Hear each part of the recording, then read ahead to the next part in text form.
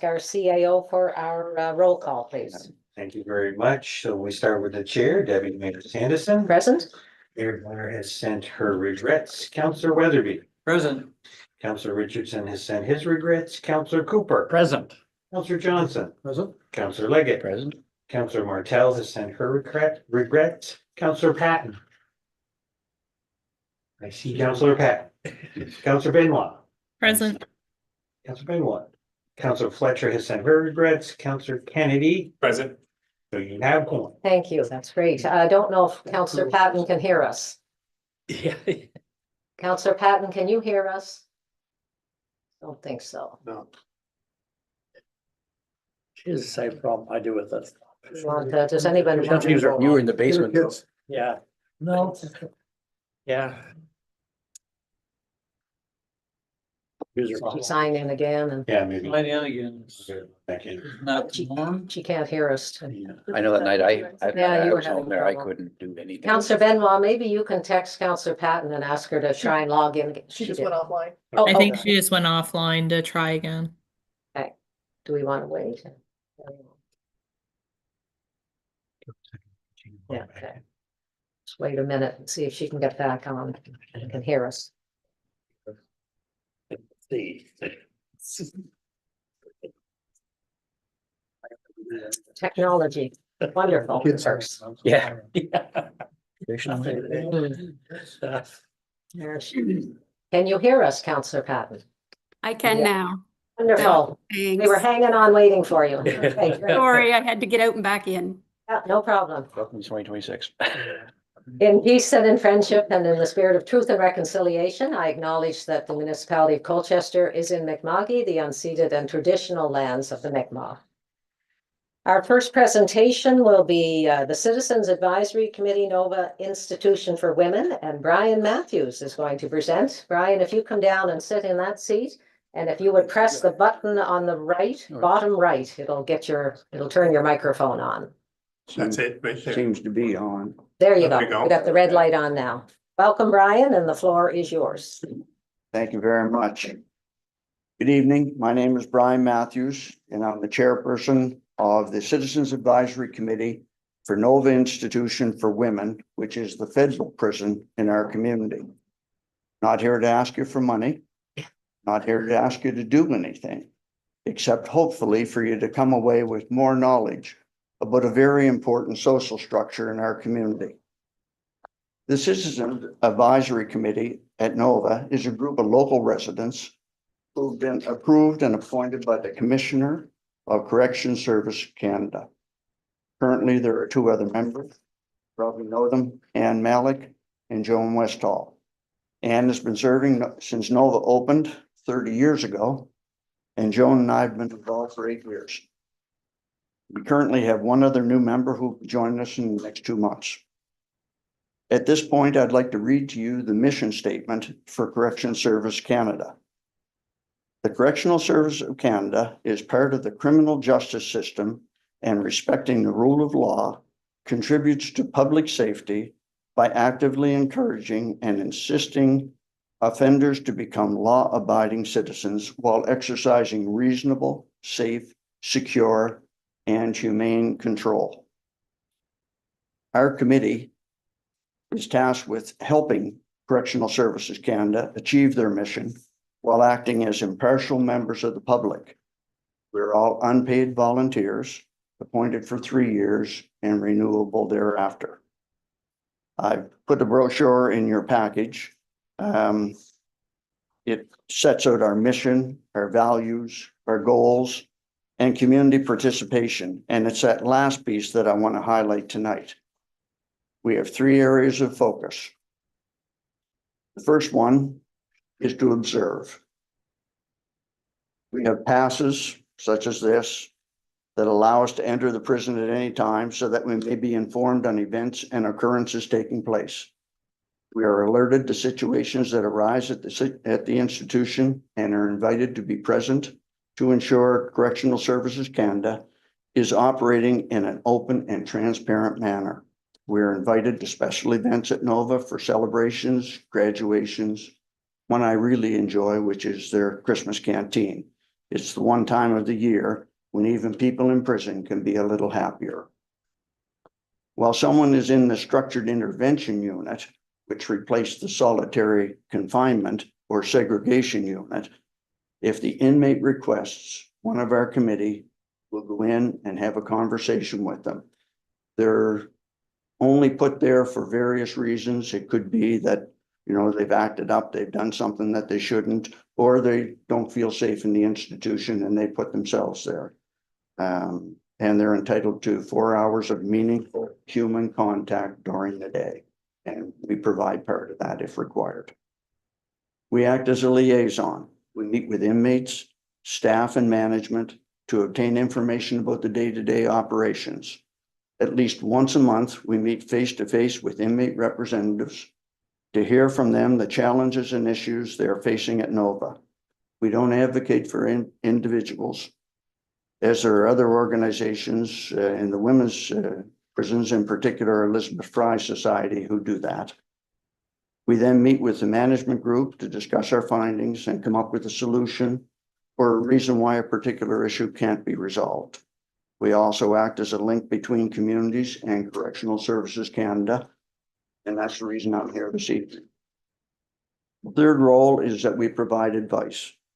Where appropriate, we can make recommendations to management and through a national council to Correctional Services Canada.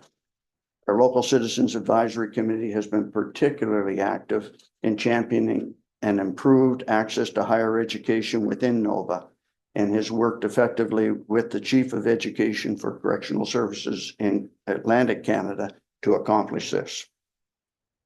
I can tell you it's been a real eye-opener for me to have participated in the Citizens Advisory Committee for these past 8 years. And here's some of the things that I've learned. People, and women in particular, end up in institutions like Nova for a variety of reasons. Somewhere along the line, they made some poor choices. They were likely influenced by factors such as domestic violence, substance abuse, alcoholism, and other social ills. Nova Institution is one of only 6 women-only federal prisons in Canada. Offenders come into the federal system when their sentence is more than 2 years plus a day to life. Women's prisons are multi-level institutions. They have maximum, medium, and minimum inmates. Men's prisons only have 1 level. Outside of the maximum unit, women do not live in cells. They live communally in 9 houses in the medium level. The minimum unit is an apartment-style residence, which is outside the fenced compound. When Nova opened a little over 30 years ago, it had 17 inmates. Today, the population sits around 120. Actually, it was 112 this morning because I attended a briefing session there, but it can certainly spike up to 120. I've seen that grow by 33% since I started 8 years ago.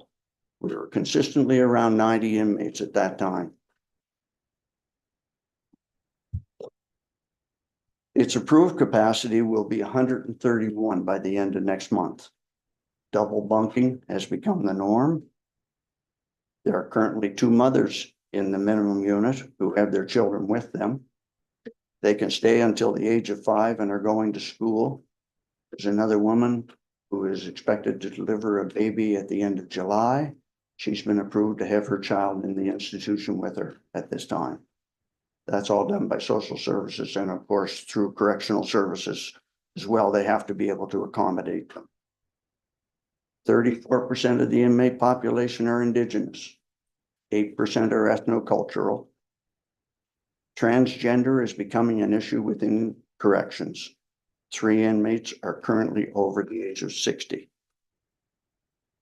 Programming is a big part of the inmate sentence. If they've not completed grade 12 at the time of sentencing, they have to go to school, which is provided by 3 teachers at Nova. Last year, 100% of inmates with the identified need upgraded their education prior to their first release eligibility. They're provided other educational opportunities, but there are challenges for distance education due to the non-availability to the internet for obvious reasons. We're pleased to see that many new educational opportunities are becoming available through a dedicated intranet process, as well as virtual reality program, which will both open up opportunities for certificate and vocational credentials. There's a chaplaincy program, on-site elders, Alcohol Anonymous, as well as Narcotics Anonymous meetings at Nova. Volunteers come in to help with knitting, macrame, book clubs, gardening, and various other events. Reintegration is the most important aspect of incarceration. Once 2/3 of a sentence has been reached, an inmate is eligible to apply for parole. If the parole board agrees, then an inmate will serve 1/3 of their sentence in the community. They may go to a halfway house such as Labor's House on Queen Street. Nova leads the country in successful results from programming and preparation to return to the outside. Nova works with some employers in the area to assist with employment opportunities and skill development during incarceration and upon release. They actually have an organization called CORCAN, which is a organization that organizes employment opportunities such as textiles. People learn to operate sewing machines in an industrial environment. They're currently working with a company right now that I think, if they are successful, will provide some good opportunities for people to gain skills, because there's no sense in just going to a prison and coming out the same as you went in. If you do, it's not going to be successful. You're going to go back to what you did before. Nova is also a major employer in the area. There are approximately 180 employees at the institution, and they're not all correctional officers. There's teachers, nurses, parole officers, administration assistants, social workers, psychologists, and management. They're all well-paying jobs, and the vast majority live in the county or the town. I'll leave you with two thoughts. If anyone wants more information in short bursts about how Correction Services Canada works, you might want to listen to a podcast produced by them about staff, inmates, and processes. It's called Prisons Inside Out. Fascinating podcast. Also, I'm the father of 3 daughters. That's partly why I do this. Every inmate is someone's daughter, and if a little bit of what I can do can help someone overcome their mistakes and return to society a better person, then it's worth it. The only thing I would ask of you today is that if you know of someone who might be interested in joining our committee, please put them in contact with me. I've left a copy of the presentation with Tracy, and my contact details are on it. So I can be reached at those details. Thank you very much for your time. Thank you, Brian. Very enlightening presentation, and motion to receive the presentation, please. Moved by Councillor Weatherby, second by Councillor Leggett, and we'll entertain questions. You okay with that, Brian? Oh, absolutely. Yeah, Councillor Cooper. Yes. Chair, Peter, presenter. Yeah, very interesting. I'm on the School Advisory Council. I have been for years and years and years, and there's a little bit of the same thing there. They're kind of incarcerated during the day. That's, well, the children say that. Anyway, the way we're presented with, like, we advise the principals, the way it's presented to us is, you know, they don't have to accept anything we say, but it's to their detriment not to, and if anything goes wrong, then you're gonna wear it, sort of thing. I take it yours is a little bit more advanced than that. You really do have a place where things do happen, sort of thing, what you come up with. We do, although we don't have any authority. Right. And you have to understand that Correction Services Canada, it's a big institution, and things don't get done too much individually at different institutions. They have policies that have to flow from the top all the way to the bottom. Very hard to make some changes. And I'll tell you one thing that's really tough to do is just get construction done inside. Because there's so many hoops that a contractor would have to go through just to get work done there that they end up pricing themselves out of the competitive side of it, actually. And it's unfortunate because they end up paying more there than they should have to if they were in the outside world, but they're not in the outside world. And there are restrictions and there are issues that come up that cause problems that a contractor has to make money. They're not doing it to not make money, so. Yeah, my wife worked there for a while, not as an official employee, but as a person who did dental work with a dentist. Oh, yes. And so is healthcare there, is it of a high standard still, or? It's extremely high standards. Matter of fact, I mentioned that they now have psychologists there. They didn't have them up until the past year. Right. Yeah, the healthcare and, you know, we meet with management once a month and I know the coordinator of healthcare very well.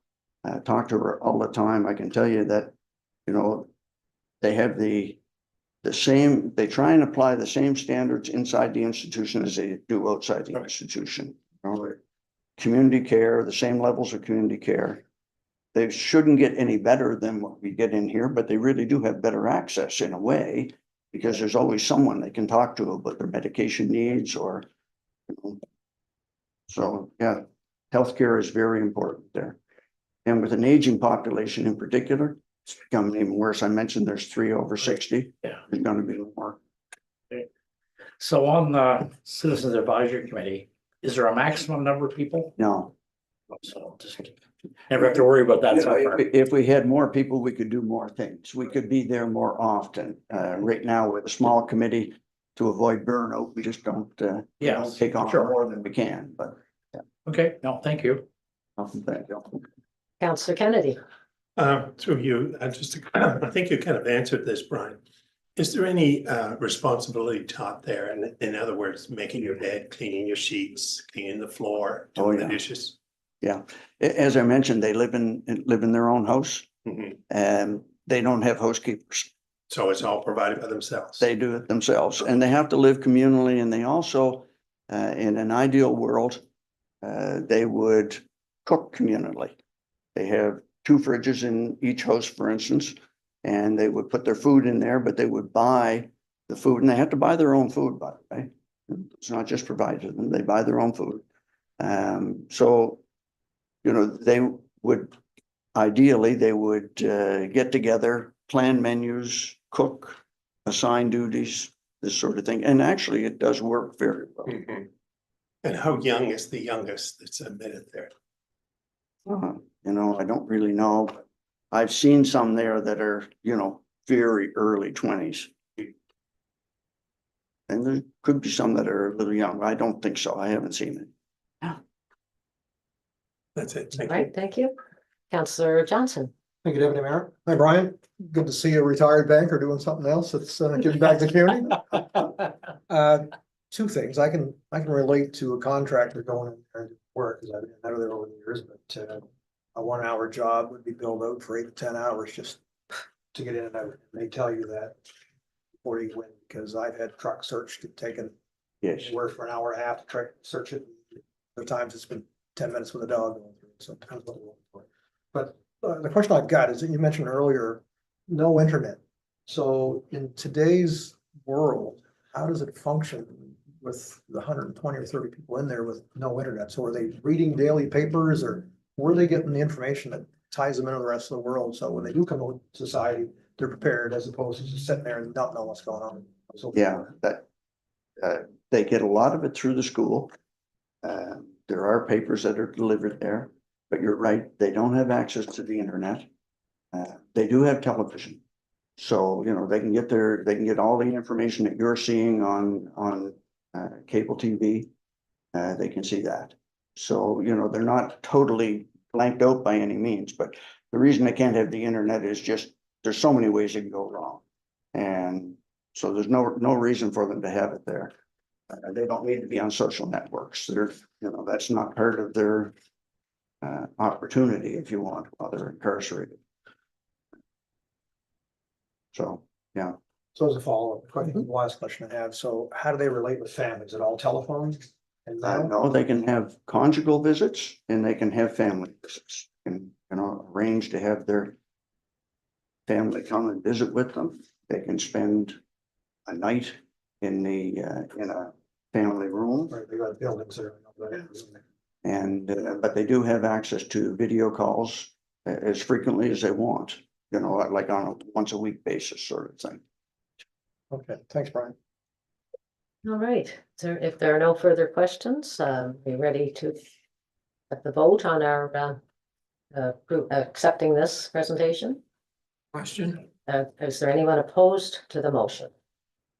Hearing none, the motion carries. Thank you. Thank you, Brian, very much. We really Very much. appreciate I appreciate the opportunity to talk to you. it. We'll be thinking about potential committee members. Yes, Yeah. fine. And I don't know if you have any communication that you put out after this meeting, but if you want to just put my name there. Think about how we can do that. Yeah. Thank Look you. around some of your banker friends up. Yeah. Thank you so much. Yes, I would have too. Oh, you can leave that on. Oh, your glasses. Thank you. And our next presenter will be Sue Taylor with the Colchester Transportation Cooperative Limited. And the mic is on there for you, Sue, so. Share your screen. All right.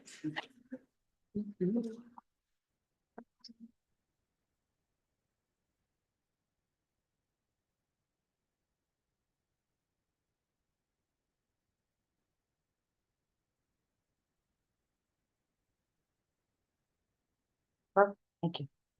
Good evening, everyone. Thank you for the opportunity to meet with you this evening. For those who don't know who I am, I'm Sue Taylor, and I'm the Executive Director at Colchester Transportation Cooperative Limited. That's a big mouthful. So I will shorten it down to CTCL.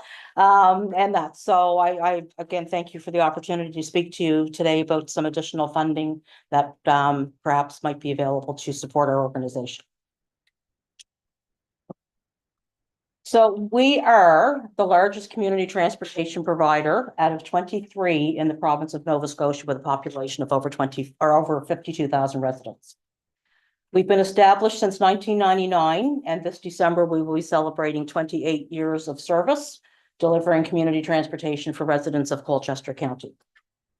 We currently have a staff of 9, 1 senior management, 1 dispatcher, 1 fleet coordinator, and 6 drivers. Our fleet currently consists of 2 18-passenger buses, which are wheelchair accessible, 2 Toyota Siennas, which are hybrid and also wheelchair accessible, 1 Dodge Caravan, which is wheelchair accessible, 2 9-passenger buses, which are wheelchair accessible, 1 Kia Sorento, which is non-accessible, and we just recently, as of the 30th of April, acquired a new vehicle, which is 10-passenger, but it will be non-accessible.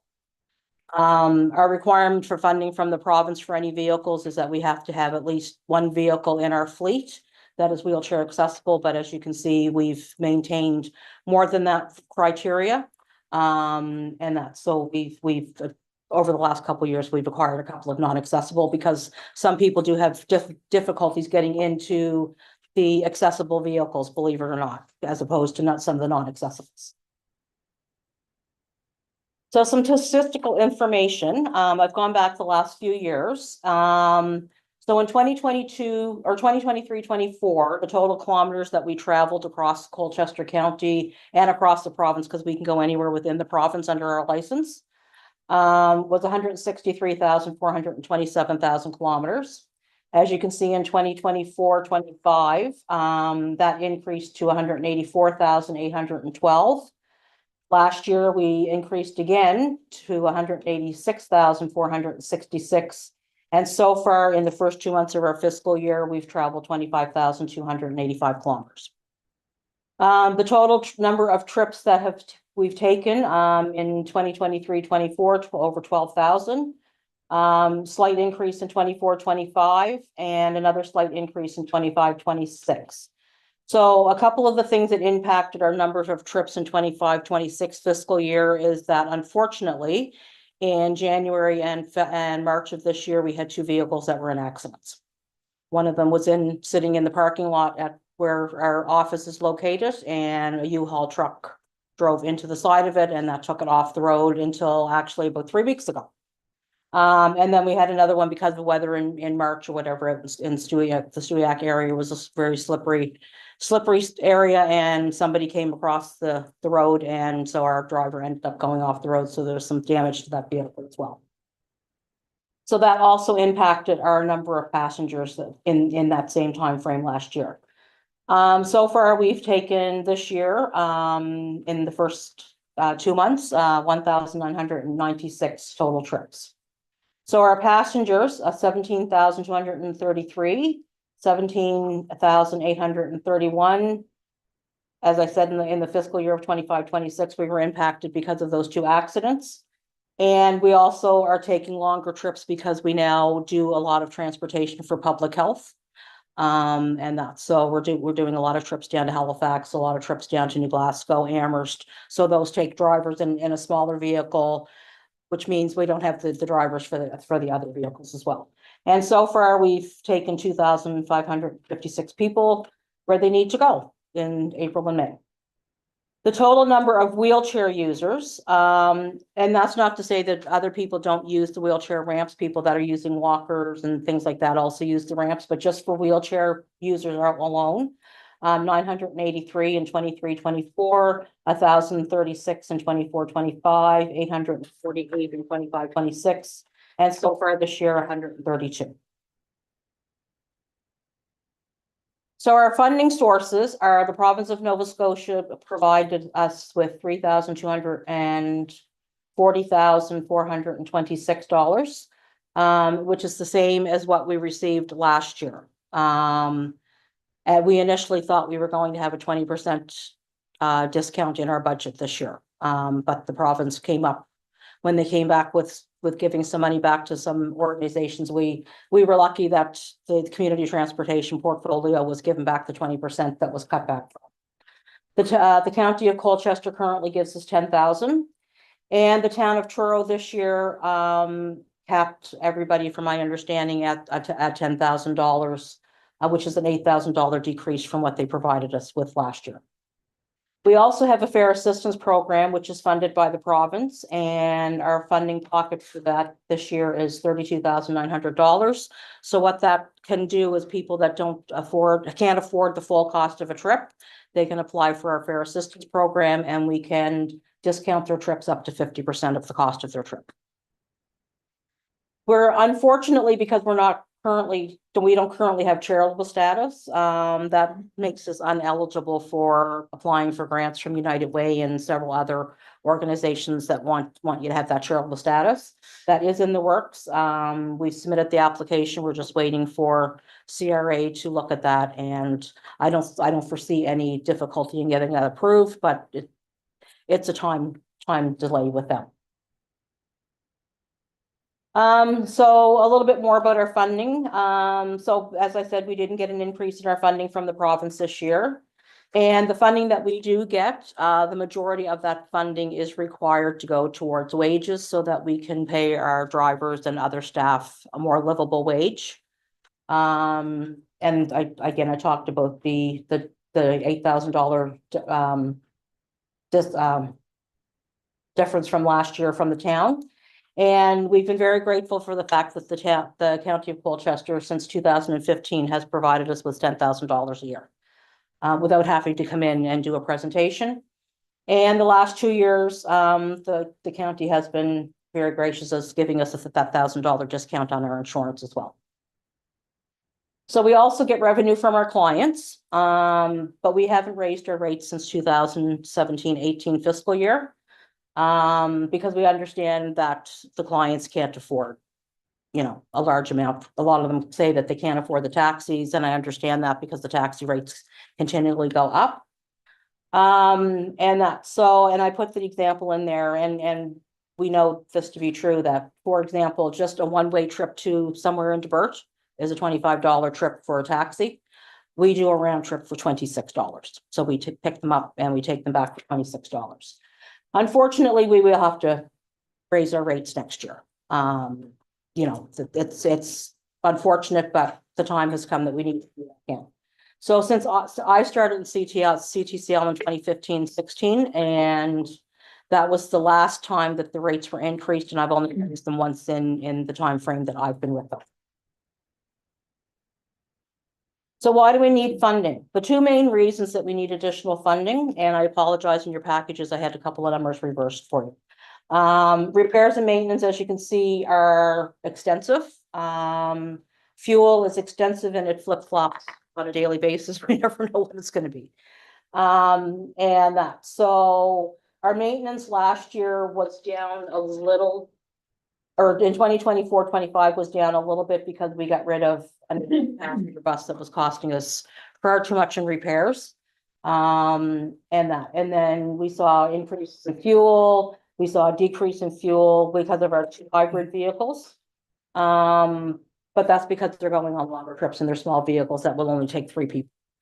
So we're already seeing an increase far more than we expected this year for repairs and maintenance just over the last 2 months. Unfortunately, the vehicles that were in the accidents, they were repaired. But we soon looked at them on the road, and then we were finding out that there were some other issues that needed to get done other than body work and what was initially thought was the issues.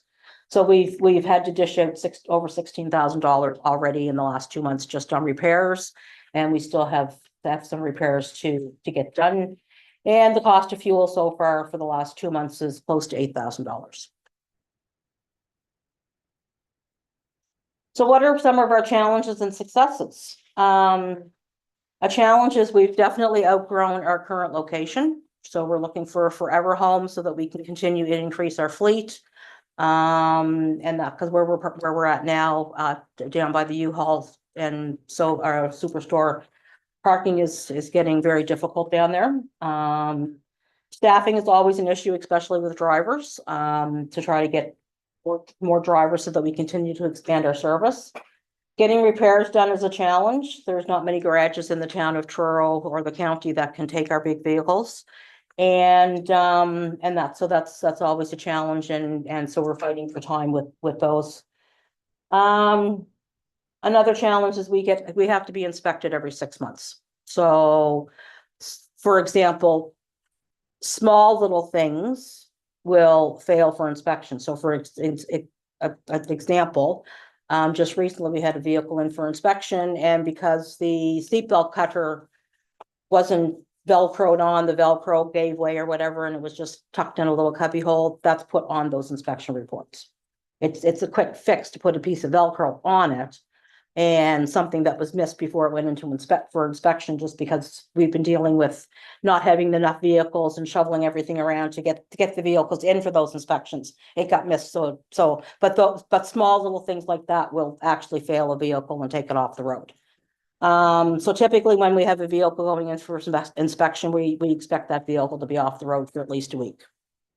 But a couple of successes. I was just informed last week by our member of parliament that we have been successful in our application from a year ago for the Federal Rural Transportation Solutions Fund in the amount of almost $708,000. Which will allow us to purchase new vehicles over the next couple of years. So those will be free of charge. The federal government will pay 80% of those, and the province will pay the other 20%. And so that's nice, and that's how we got our last 4 vehicles, except for the one that we just purchased. So the one that we just purchased, the province gave us 75% towards that, and then we paid the other 25%. And another success, despite the challenges, and that we continue to provide transportation to the residents of Colchester County as best we can, with the resources that we have, and that's so, if we can get more drivers and more vehicles, then we certainly look forward to getting more people to where they need to go. And that's my presentation. So I want to thank you for your time. And if you have any questions, I'd be happy to answer them for you. Thank you very much, Sue. Can I have a motion to receive, please? Moved by Councillor Kennedy, and we'll open the floor for questions. Are there any, Councillor Weatherby? Do you want, Oh, I thought you were still looking for a second. no, after we have our discussion. First, you. Oh, sorry, second. I was thinking, are we going to approve this motion? No. Seconded by Councillor Weatherby. Thank you for keeping the chair in line. Councillor Weatherby, I do have a question. yes. Is your service seasonal? No, our service is open year round. So it's not busier in the summer than the winter or in? It can fluctuate. Sometimes in the summer, it's a little bit slower, just because of weather. We do, for safety reasons, our weather related times that were shut down. Basically, if the school board shut down, then we take their direction, and because they're out early in the morning and they know what the roads look like in the rural communities better than we do. So we'll follow their direction. If school's closed for the day, then we'll close down for the day.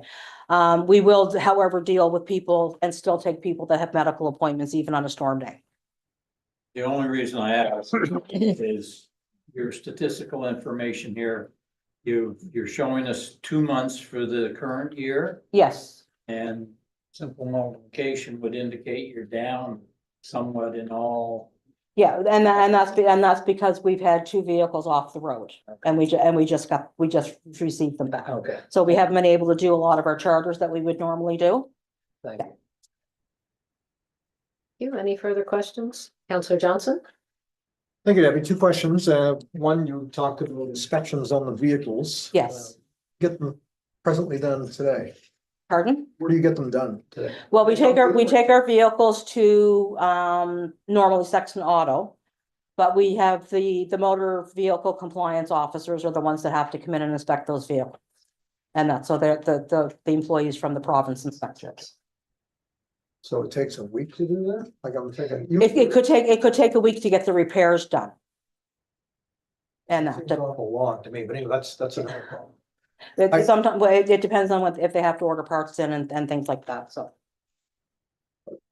I got a bunch of vehicles too. Yeah. Mine are down a week. I'm going nuts, but they're not down a week. But it just seems odd that if they're down a week, something is wrong.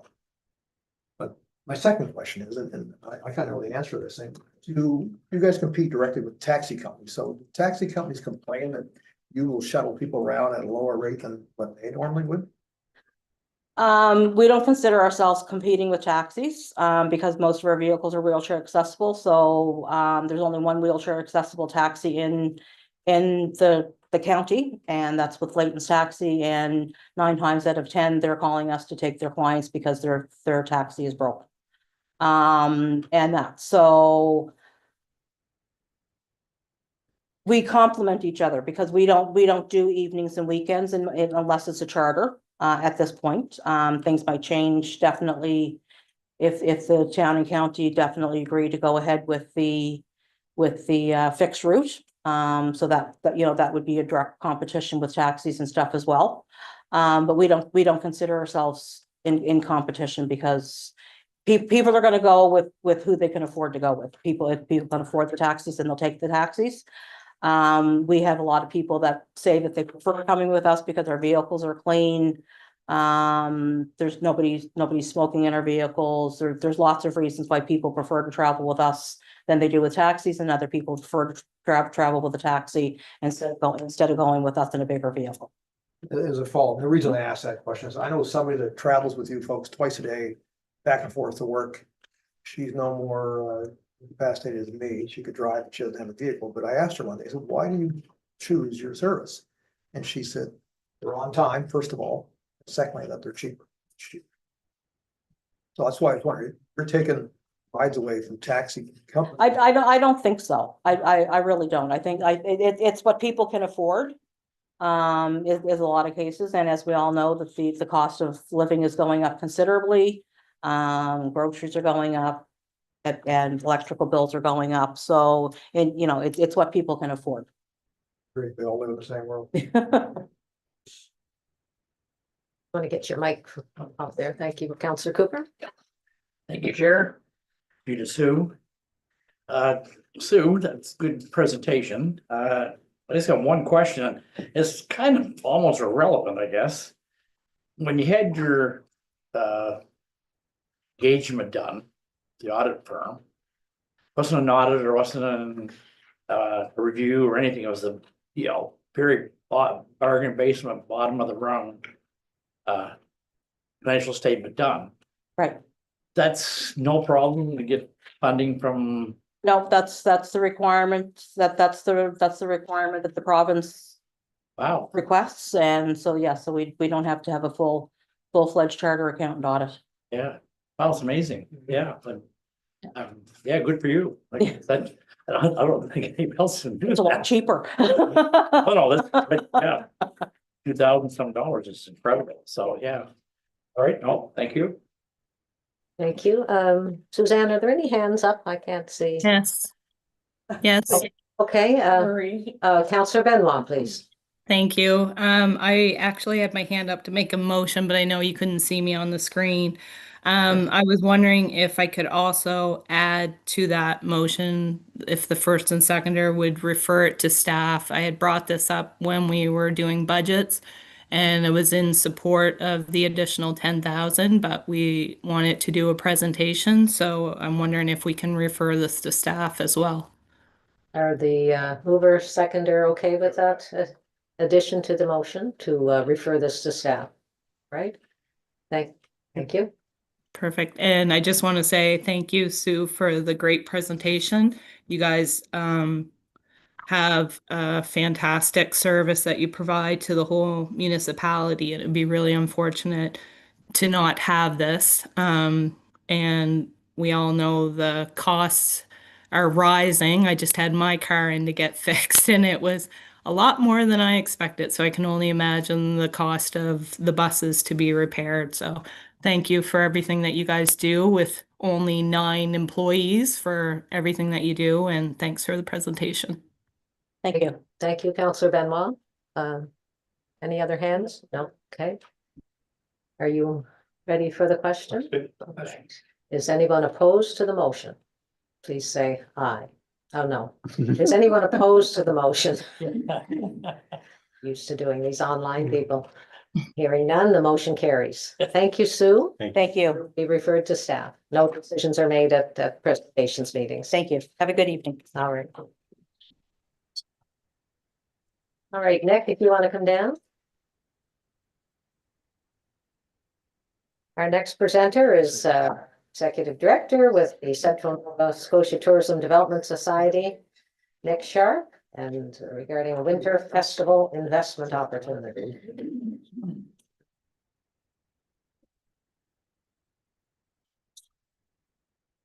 There it is.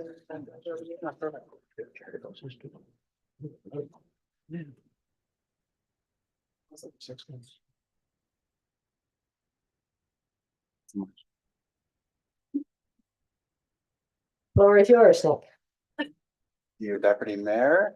Thank you, members of council, for having me in here. I was in here not too long ago, a couple of months ago, you might recall. At that time, I was just giving a general update on the Central Nova Scotia Tourism Development Society, and I'm back here tonight to talk a little bit more in depth about one specific initiative. And that is our Winter Festival investment, or our Winter Festival growth. So I'll jump right into it.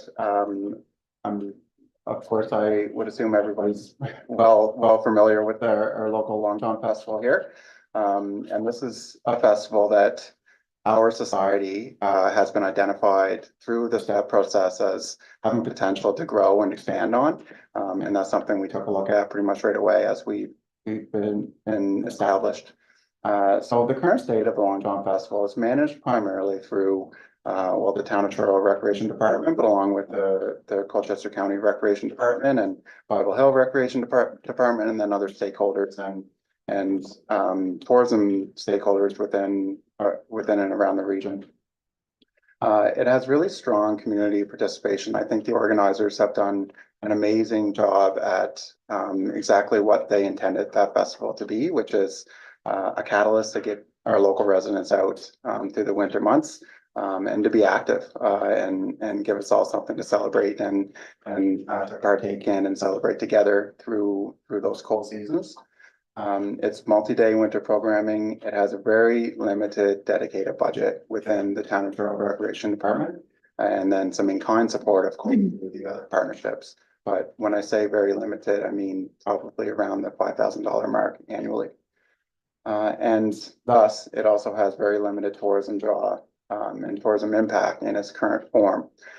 So as it currently stands, I would consider this a more localized community level festival, but certainly we've identified that it has potential to become a major tourism draw and a signature event for the region. So I'll just flip gears into the opportunity, which is the future state of the Long John Festival. We at the Society believe it can be transformed into Nova Scotia's signature winter tourism festival. We all know the opportunities and advantages we have here geographically within our region. And we would do this through professional event integration, through scaling the programming, through bringing in a marketable anchor event year after year, and to take a more site-based approach. So really to invest in a couple of festival sites and create tremendous value for attendees and ticket goers on those sites. And to be really intentional around our programming and our partnership model. So really take a packaged approach with our hotels and our restaurants and an intentional approach to attract families to the region through our efforts. And all that would elevate our brand, the brand of the region. So I want to talk about a little bit about why I'm in here tonight, talking about this event in particular, when I could be in here talking about any event opportunity. So I'll talk a little bit about the various ways that this aligns. So primarily, we have strong alignment with our operating agreement. The Society, is mandated to lead tourism marketing and development, as we know, and to invest in initiatives that grow visitation and economic impact. Event attraction is a core function, not an ancillary function of our organization. And we know how critical event attraction, event tourism is to our over encompassing tourism strategy here in the central Nova Scotia region. We're also very aligned with our business plan that I came and presented on back in March. We had a few pillars that were identified in our business plan. One of those was elevating event hosting, and we had some KPIs around winter tourism and developing the Long John Festival in partnership with all of our stakeholders. As I mentioned, it's very aligned with the strategic tourism expansion program strategy. So this strategy was put in place before the Society. The Society was one of the recommendations that came out of that strategy. And winter and shoulder season activation and focus was a major part of that strategy. So was tourism product development, experience packaging and promotion. And the Long John Festival was actually called out specifically in our STEP strategy as something we should explore expanding on, whether that be in duration or size or magnitude. There's also very strong alignment with our newly developed event funding framework. So again, in its current state, I would classify this as a community festival, but with our proposed model and our growth even leading into this year in 2027, I would actually consider this among our tier 3, which is our major event category funding. And there's some strong strategic rationale for leaning into expanding on the Long John Festival. Of course, there's huge potential in the brand equity of the Long John Festival. It's just so unique to our region, to our province, to Canada, even. It's so renowned, the history and our culture within that festival and the brand of that festival.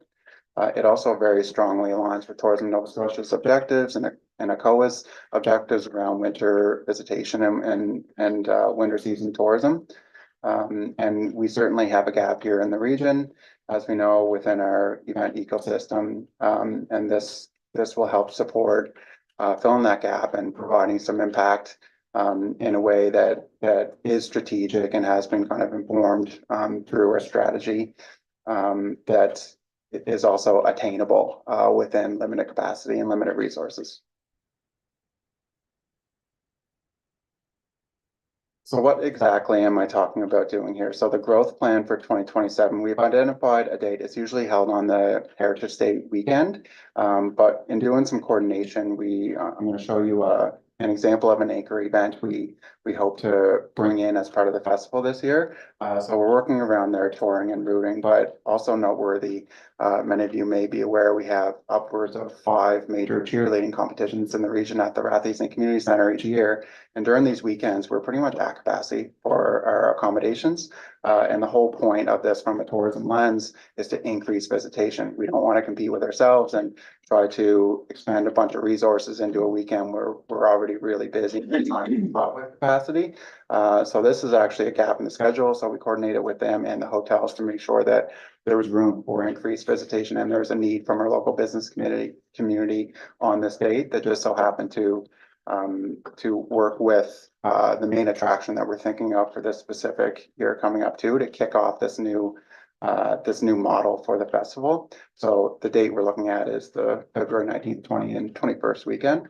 So we're talking about the same spirit of the Long John Festival, but bringing in much more robust programming, so buskers, local performances, winter pageantry, sledding, creating those winter wonderlands and our established infrastructure, our established festival sites when they're selected, sleigh rides, all the regular typical winter festival activities you might see from community to community, but making it unique in the central region and bringing in those main attractions. So really going from almost zero budget to creating enough budget to actually become a tourism draw.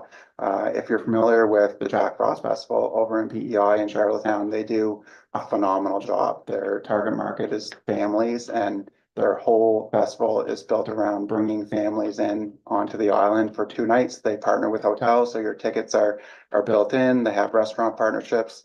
I myself personally went this year and I couldn't go into a restaurant and just walk in because I didn't make a reservation because they have their discounts right on their tickets. All these small activations are exactly what we're aiming to bring to our festival to make this a true tourism asset and our signature event for this region in the winter.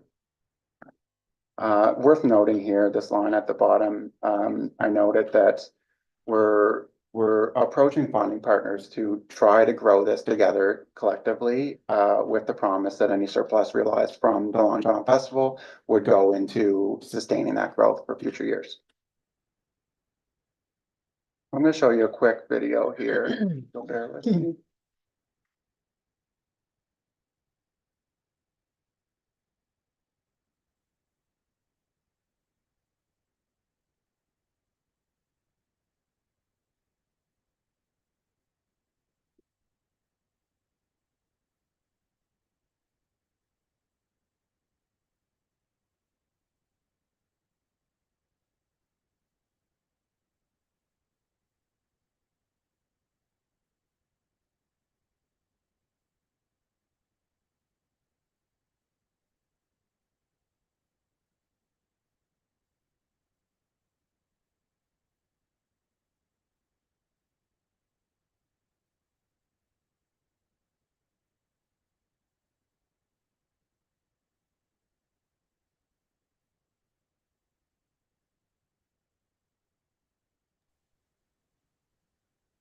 Is it playing? And My drink is. I'm sorry, I don't think that translated to That might be totally different. those of us watching online. I think I heard a voice asking if it was playing. Is that yes, true? yes. I'm sorry about that. IT did say that the Zoom participants might not be able to hear. There's nothing they could do. So Oh, okay. Thank you. Okay. You should see the link on this slide, though. If you have it, you can click it as long as you have internet access while you're watching the PowerPoint. I'm sorry about that. Okay. No, that's okay. Thanks. Of course. So this production group that pours this festival that they call Ragazzi, they bring these pro snowmobile riders. There's only a dozen of them around the world that can do this type of show, is what I understand. And they'll come in and this is the specific anchor event, main attraction that we would use as the anchor to create the draw to market this festival for this year. And moving forward, we would do this first year as a proof of concept for this much scaled up festival, and to measure the impact and the participation and the attendance, and then hopefully work with all funding partners to try to sustain it year over year, and hopefully by year 4 through 5, we would have a fully sustainable festival with ticket sales and corporate sponsorship. But of course, we will kind of see this as year 1, because it's a different iteration of the Long John Festival than we've seen it before, where there wasn't ticket sales in previous years, and it was a much different scale. One thing I wanted to say about this specific anchor event, this is one concept that we will be pursuing. But if this, for whatever reason, doesn't come to fruition, then we would look for another type of anchor event and work with the budget that we have and the scope from there. What I like about this specific model this year is that this will be about as turnkey as we can get to create a festival of this magnitude, and we really need to be conscious of, especially at our society level, we're not intended to be an operator of events. We have one full-time staff sitting in front of you. We own no assets, and it was never the intention for us to operate events. We're already kind of taken a few steps in a direction that we didn't anticipate taking at this stage of the society, but we have a gap in how we can strategically invest in major events that bring significant impact to the region, and we have an invested interest to make that happen. So of course, as I said, this is a proof of concept year for us, and we'll use this year to actually measure the economic impact and go back and work with funders. But we do expect to see increased visitor attendance, increased accommodation demand, vendor and local business participation, and hopefully repeat visitation as we grow this signature event and grow the brand. And we also expect to see strong community involvement as well. So if we increase the quality of this festival as our true signature event in the winter season, we can use this as an anchor event to for across the region for our winter activities, our trails, and our natural and built assets from Tatamgush to Stewie Active 5 Islands. And we know that it'll be good for our local residents if it's good for tourism too. Just to touch on the model, so I'm being clear on what we're looking at here. So the proposal is that we'll have an oversight committee, which will include the local recreation departments, funding partners, and our society. The budget and the contract holder will be the society. There is really no separate hosting society or entity right now that would be positioned or prepared to take on a contract like what I just showed you on the screen. So again, we're stepping into that leadership position to fill that gap, that capacity gap. And then we'd have an event manager contracted within the budget, again, because of the obvious capacity constraints. And then we would have our local organizing committee, much like we do now, that would come together and help execute. So we'd really take a community-driven approach this year, and that would be important for the success of the festival. Going the wrong way.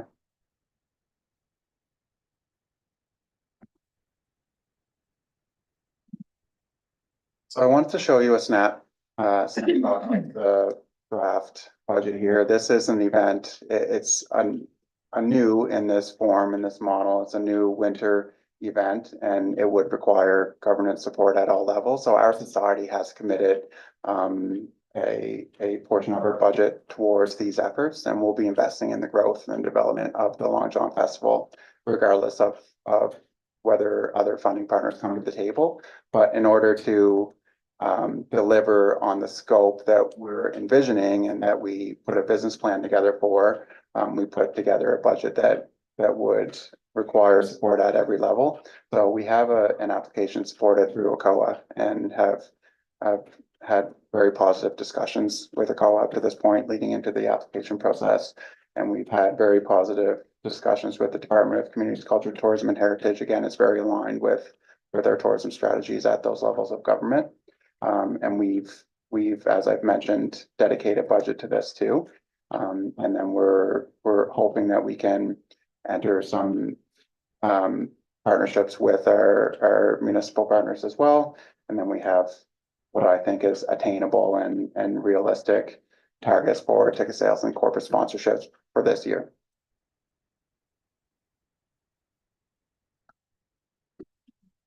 We just outlined some of the risks and the mitigation of those risks. The only thing I call out on the screen is the obvious risk that we talked about at our board table too, is that we're talking about a winter festival here. It's not unique to our winter festival, but we're at the helm of the weather. And ultimately, there's inherent financial risk with any outdoor event, but especially in Nova Scotia in February.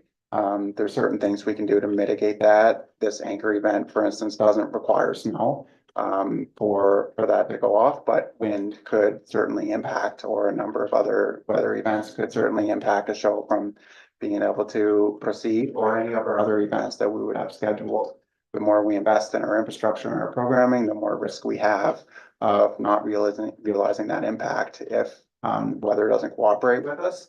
And there's only so much mitigation we can have too. If the production group gets here and those riders are ready to go on, then we're absorbing those costs, as we all know. So we do our due diligence in our contracts, and we have our contingency plans and our risk mitigation plans. But it's really important for all parties to be aligned in the risk that we would take if we were to scale up an event like this.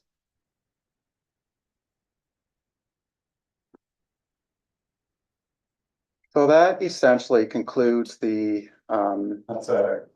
Cliff's Note version of the plan. But I do want to highlight, you'll see the word recommendation here. I do want to make it respectfully clear, much like Brian, I'm not coming here asking for money. I am making a recommendation that council may consider strategic investment in supporting the growth of the festival. But ultimately, our society has budgeted and is planning to proceed with the Long John Festival. If other funding partners come to the table, as we are pursuing, then I feel we will be in a position to execute the scope and the scale that I showed you here today, and that would make tremendous impact. But ultimately, again, we're not an operator of events, and we're not in a position to take a risk and rely on ticket sales and corporate strategy in year one of our society existing. So we will work with the resources that we have to deliver the best festival within our ability with our partners around the table.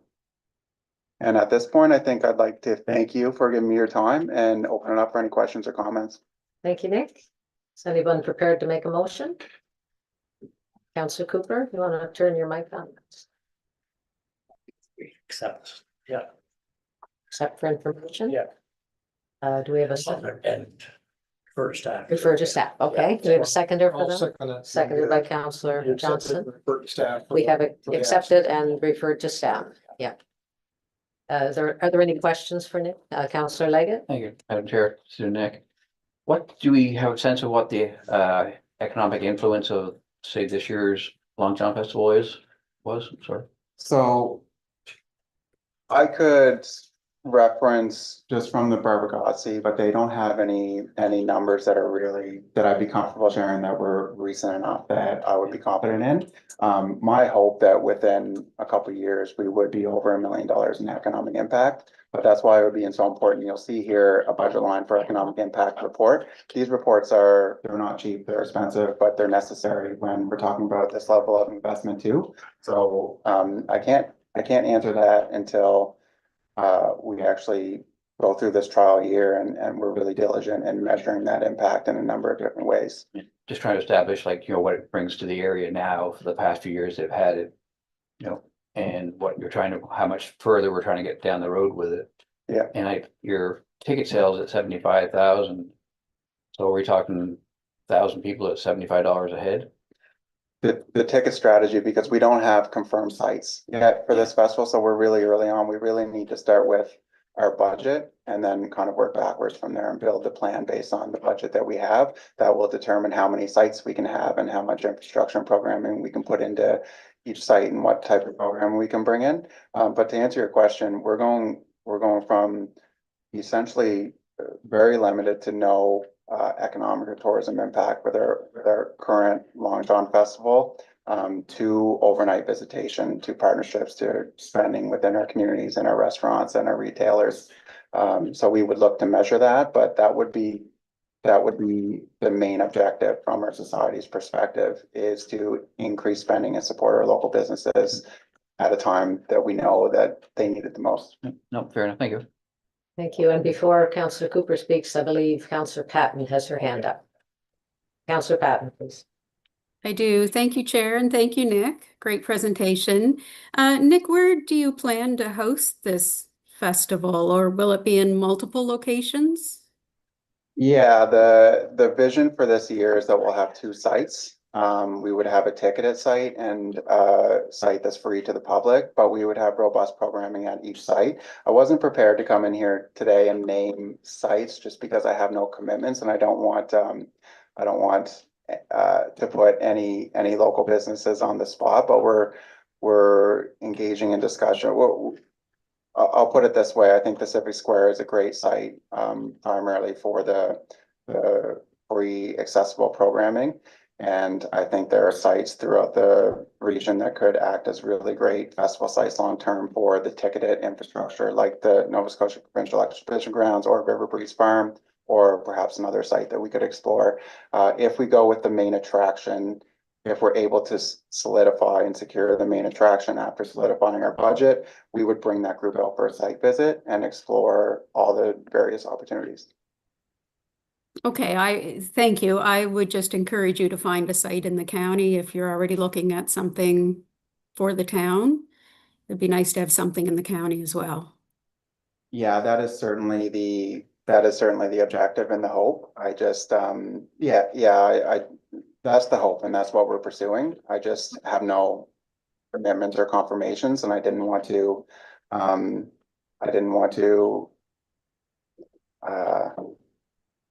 I just wanted to respect that as we work with those potential venues. Yep, no, that's fine. And I didn't realize that River Breeze was being considered. But I will tell you, I was there last winter and went down that slide, and it was a lot of fun. In the winter. Thanks, Nick. Yeah, that's another one of those weather risk mitigation measures too. If that was the site that we're able to work with the Lorraines on, then they have so much infrastructure out there already built in. Thank you, Councillor Patton and Councillor Cooper, and then to Councillor Benoit, who also has her hand up. So Councillor Cooper. Yeah, thank you, Chair, for putting me behind Councillor Patch on my question. So Nick, just to continue on a little bit on that. So to do a lot of these things, like get in a sledding and sleigh rides and all sort of thing. Are those the kind of things you're planning for outside the core, or are those core things like your sleigh rides through town or whatever, or no? Yeah, we would centralize a lot of that at the main sites. Again, our hope is to have more than one site within the downtown core and the other site within the region, but within the county. But we would also have activities throughout the region. We don't want to lose that special aspect of the festival in its current form. I think we can make it a lot more marketable. We could have maybe an off the beaten path or an adventure series kind of angle. Now I'm getting into the market strategy weeds, but we still want to make sure that we're using this as a catalyst to get people out sledding, in Bible Hill, or skating in Bible Hill, or sledding behind the Legion, or on a trail, on Victoria Park, or within Tatamagouche and all around. So we would still, we want to keep that regional approach. That's the successes of our region are within our rural communities and all the natural assets we have, and that's a big part of our strategy. So we don't want that to get lost within this festival too. But to show value to ticket goers and to turn this into a sellable product, we do need to move towards a more site-based approach, if that makes sense. Yeah, for the bigger things. Yeah. That does make sense. Yeah, I know that I wasn't into it last year, but I heard great things about it. Everybody really enjoyed it, sort of thing. So I think you're right. I think it is a base for build something bigger, sort of thing. No question. Yeah. Certainly, like you said, a lot of risk. Yeah, no question about that. But the old saying is, you're not going forwards, you're going backwards, sort of thing. So I think this is one of those ones that has certainly lots of potential. As you go along, you can figure out how to mitigate things and, do things that can incorporate perhaps some inside stuff that would Yeah. go along with things, so. Absolutely. Jack Frost Fest, not to reference that too much. We don't want to create our own unique festival here, but they do a great job. They have 3 different sites over there, and one's right on their ski hill. It's about 20 minutes out of the downtown core. So, and people travel to it, and that's where they have the bulk of their investment in their infrastructure and their programming in. Then they have their site that's free to the community, which is their equivalent to their civic square. And then they have a hotel ballroom where they bring in all the inflatables and the bouncy castles through the whole weekend. And that families can just go and spend a half a day there, and they'll have buskers and performers and various things at all those sites that kind of rotate around as well. So they have something if they have an off weather day where they can go into the hotel and kids can have fun for 4 hours and parents can suffer through it. Yeah, is there a thought like in the partnership kind of thing, like Ski Wentworth or anything like that to be? Yeah, Partner and those kind of things? Yeah, we would look at, as we look to grow this, I don't want to speak, I don't want to get. No, too I far know. ahead of Yeah, myself, yeah. because I would like. I just want to know what your thought process was. Oh, for sure. I think Ski Wentworth should absolutely be engaged as one of our most important and our most effective winter assets that we have here within the Central Nova region. Okay, no, that's great. Thank you. Thank you, Councillor Benoit, please. Thank you, Deputy Mayor. I was asking the exact same line because I feel like a lot of the times our stuff is in the town. So I'm really thankful to hear that you're looking at the municipality as part of the areas that you'll be doing some of these great things. We definitely could use a good news story, so this is fantastic. And yeah, all I want to say is good luck, and I hope that we can support you however we can. And I think this is fantastic, especially something in the winter, like the winter. So, I mean, some people love the winter, but a lot of people, it's just kind of gloomy and doomy. So it's kind of nice to look forward to some of these wonderful events. So good for you, and can't wait to hear more about it. And please go ahead and do some things in the municipality. Thank you. I appreciate that. Thank you, Councillor Benoit. Any further questions or comments for Nick? No. You ready for the question then? So the question is to refer to staff. Receive the presentation, refer to staff. Is anybody opposed to the motion? Hearing none, the motion carries. Thank you very much, Nick. Appreciate Thank you you so much. dropping Good by. evening. Yeah, all the best. If there's nothing further to come before the meeting, I would ask for a motion to adjourn. Councillor Kennedy. Thank you. Thank you. The meeting is concluded. That's okay. Thank you, everybody. Thank you. See you in Edmond. Thank you. Yeah. When are you guys leaving, Marty? 4 to 10, the flight goes out for me.